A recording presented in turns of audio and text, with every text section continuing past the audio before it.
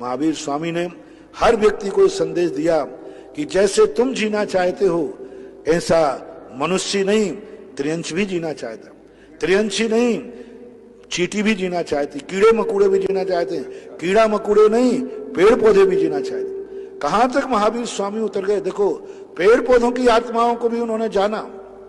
उन्होंने कहा कि नहीं ये पेड़ पौधे भी जीव है, आत्मा है। महावीर ने स्पष्ट कहा अपने जैसा दुनिया को समझो, जो तुम चाहते हो वही दुनिया चाहती है, तुम नहीं मरना चाहते तो तुम्हें मारने का अधिकार नहीं है।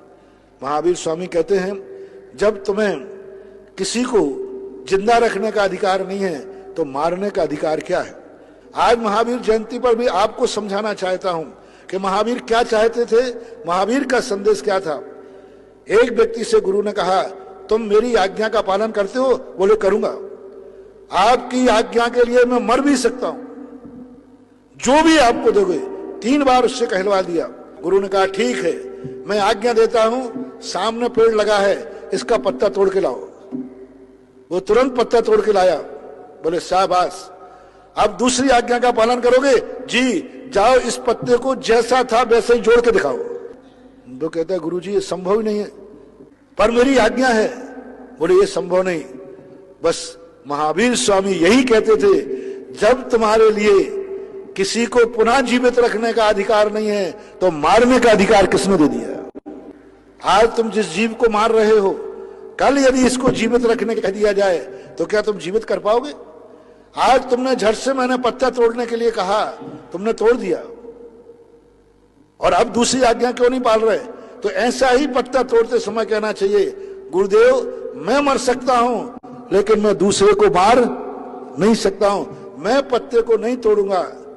मैंने मुझे कहा था कि आपकी आज्ञा पर मैं मर जाऊंगा, मैंने ये वचन नहीं दिया था कि आपकी आज्ञा पर मैं उसको मार दूंगा।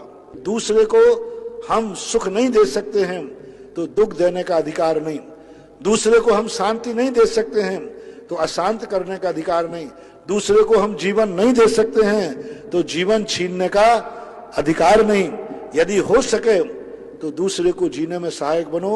और उनका संदेश जो था कितना प्रासंगिक है।